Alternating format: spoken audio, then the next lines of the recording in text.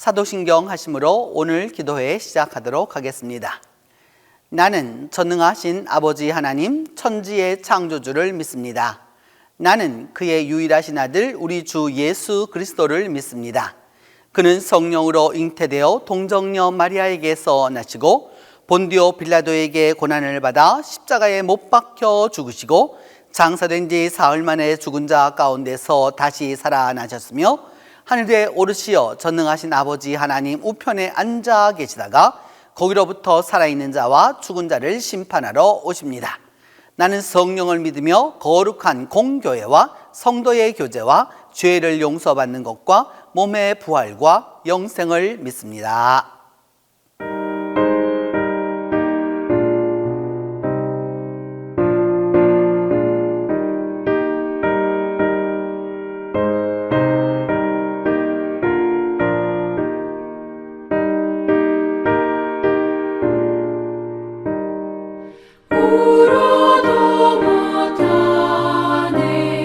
눈물 많이 흘려도 겁을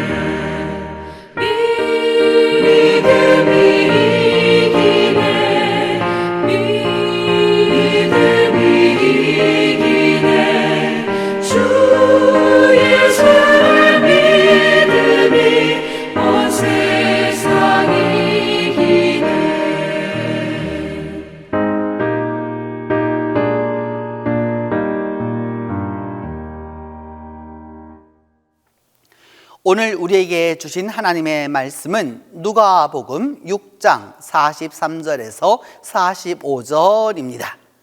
신약성경 누가복음 6장 43절에서 45절입니다. 못된 열매 맺는 좋은 나무가 없고 또 좋은 열매 맺는 못된 나무가 없느니라. 나무는 각각 그 열매로 아나니 가시나무에서 무화과를 또는 찔레에서 포도를 따지 못하느니라. 선한 사람은 마음에 쌓은 선에서 선을 내고 악한 자는 그 쌓은 악에서 악을 내나니 이는 마음에 가득한 것을 입으로 말함이니라. 오늘 본문 말씀 누가복음 6장 43절에서 45절 말씀은 마태복음 5장, 6장, 7장을 일컬어서 산상수훈이라고 한다면 이는 평지수훈의 일부분입니다. 누가복음 6장부터 시작되는 그 내용이 마태복음 5장, 6장, 7장에서 말씀하셨던 예수님의 그 아주 금과 옥조와 같았던 그 말씀이라면 이 말씀을 마태복음은 산상에서 했다라고 하면 누가복음은 이것을 평지에서 했다라고 해서 평지 또 수훈 또는 평지 설교라고 말합니다. 그러면 어느 게 맞느냐 이런 말씀들을 하실 수가 있겠잖아요. 근데 이스라엘에 가서 갈릴리를 가서 보시면은요, 여러분 산이라고도 할 수 없고 그렇다고 평지라고도 할 수 없어요. 우리 눈으로 보면은 그냥 이렇게 구름이 져 있는 것인데 이스라엘 사람들에게는 여러분 그런 것을 높은 산의 그런 걸 보기 참 쉽지 않기 때문에 뭐라고 그러느냐면은 조금 산 쪽을 중심으로 보면은 산상설교가 되는 거고요. 그 다음에 좀 낮은 쪽을 향해서 보게 되면 이제 평지가 되게 되는 것이죠. 그래서 그 평지 설교라고 말하게 되는데 그 평지 설교 가운데서 오늘은 우리에게 그 행실과 믿음과 행실에 대하여서 이렇게 말씀하고 있는 말씀입니다. 그래서 예수님은 말씀하시죠. 그 예수님은 언제나 이 갈릴리 지역에서 살았고 예수님의 그 직업을 우리가 흔히 목수라고 이렇게 보통 말하게 되는데 그 목수라고 하는 말은 이제 영어로 이게 번역되면서 카펜터라고 말하는 이 올며 같고 그 다음에 우리말로 올 때도 카펜터에게 해서 이것을 목수라고 했지만 예수님 당시에 이스라엘에는 여러분 그렇게 나무가 많지 않습니다. 이스라엘은 나무가 많은 나라가 아니에요. 나무가 많지 않은 나라에서 여러분 어떻게 그거 할 수 있겠습니까? 할 수가 없죠. 실질적으로 예수님 시절에서는 그 당시의 도시 건설이나 그 모든 것들이 무엇으로 이루어졌느냐? 석조로 이루어졌습니다.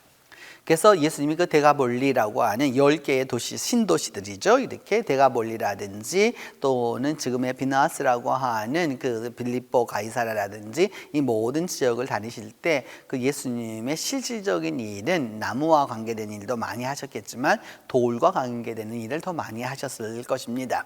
그 당시의 문화와 이 모든 것을 보면 이게 알 수 있는 것이죠.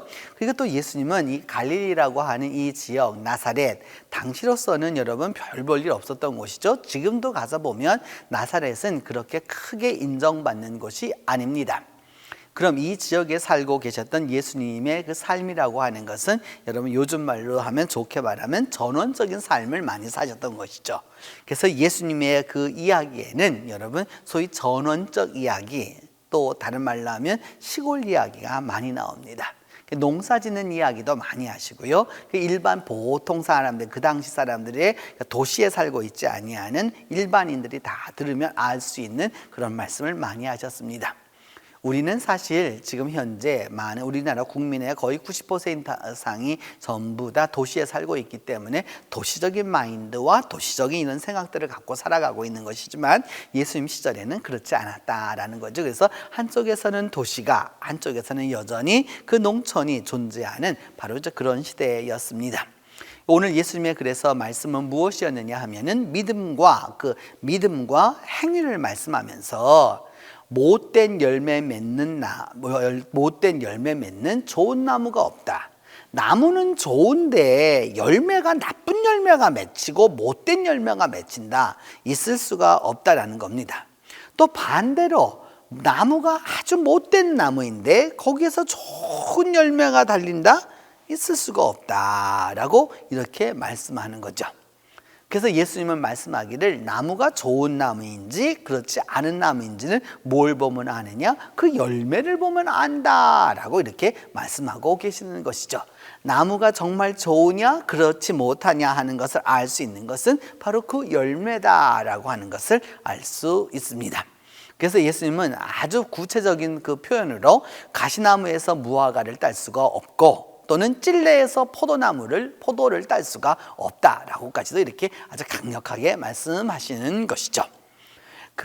저는 저의 개인적으로 이모님이 이렇게 과수원을 이렇게 하셨는데 그 과수원이 약간 이렇게 산빛 아래 이렇게 있었어요. 이렇게 복숭아를 주로 많이 하셨고 사과도 많이 하셨는데 이렇게 보면 복숭아 나무를 이렇게 심어서 여러분 복숭아 나무를 이제 묘목이 심어서 점점 자라잖아요. 이렇게 자라면 여러분 그 자랄 때마다 그냥 그대로 두는 게 아니라 처음에 나오면 그 복숭아 나무에 있는 달리는 그 나무의 열매들을 다 따내죠. 왜 따내지 아니하면 나무가 나무답게 자라질 못하기 때문에 어려서부터 그냥 계속 열매만 맺으면 이 나무가 될 수 없기 때문에 계속해서 그것을 다 따냅니다.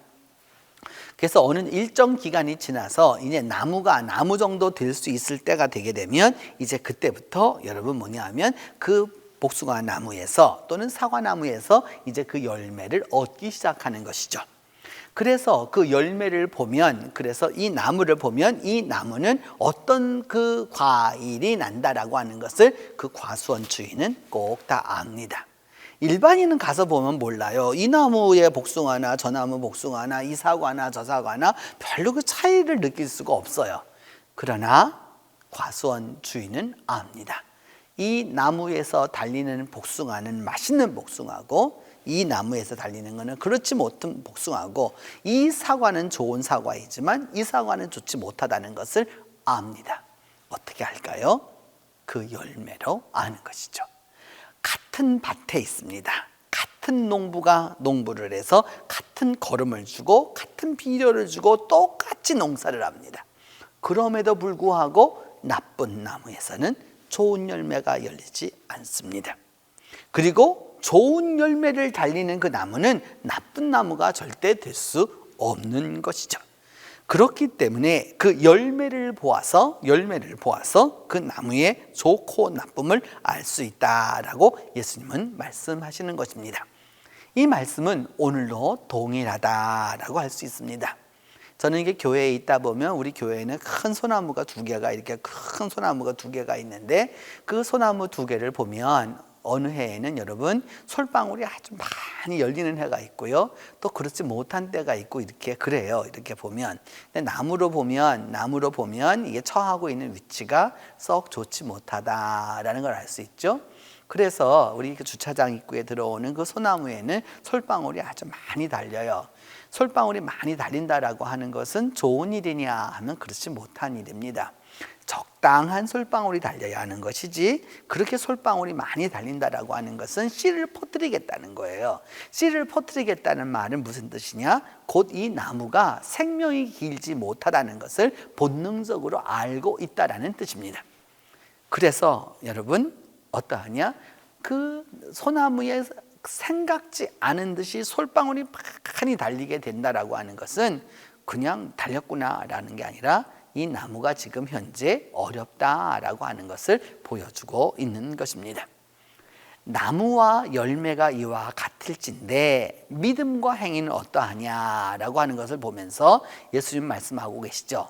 선한 사람은 마음에 쌓은 선이 있어서 마음에다 선을 많이 쌓아서 무엇이 나오게 되느냐? 선이 나오게 됩니다. 선이 나오게 됩니다. 악한 사람은 어떠냐? 악을 많이 쌓았기 때문에 나오는 게 무엇이냐? 악입니다.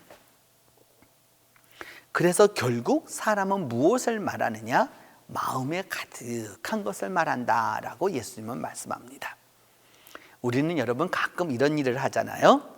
어떤 얘기를 해놓고서 그게 본심이 아니었다고, 그게 본심이 아니었는데 내가 실수했다고 이렇게 이런 말을 할 때가 있잖아요. 본심이 아니었는데 그런 말을 했다고, 죄송하다고 이런 말을 하면서 우리가 사과를 할 때가 있지 않습니까? 근데 여러분 정말 본심은 어떤 것이었을까요? 사과했던 그 말이 본심이었을까요? 아니면 지금 예의에 맞춰서 사과하는 이 말이 본심일까요? 아주 양심적으로 생각해 보면 자기 안에 그런 생각이 없을진데 그 말이 나오겠습니까? 나올 수가 없습니다, 여러분. 내 본마음은 그게 아니었다고, 내 본마음은 그게 아니라고, 말이 그렇게 나왔다라고 이렇게 말하는 분들을 종종 만납니다. 있을 수 없는 일이죠. 있을 수 없는 일이죠. 여러분, 안에 생각이 없었고 한 번도 그 일을 생각하지 않았는데 그것이 입으로 튀어나왔다? 있을 수 없습니다, 여러분. 사람은 그래서 말을 보면 그 사람을 알 수 있죠. 거창하게 하이데거의 말을 더 인용하지 않아도 언어는 존재의 집이라고. 사람의 말은 그 존재 자체입니다, 여러분. 그 존재가 살고 있는 집이 아니라 존재 자체입니다. 만날 때마다 돈 이야기하는 사람 들어보세요, 여러분. 그 사람의 관심이 어디에 있습니까? 돈에 있는 겁니다. 이성을 계속 말하는 사람, 여러분 당연히 어디에 관심이 있을까요? 이성에 있는 것이죠. 여러분,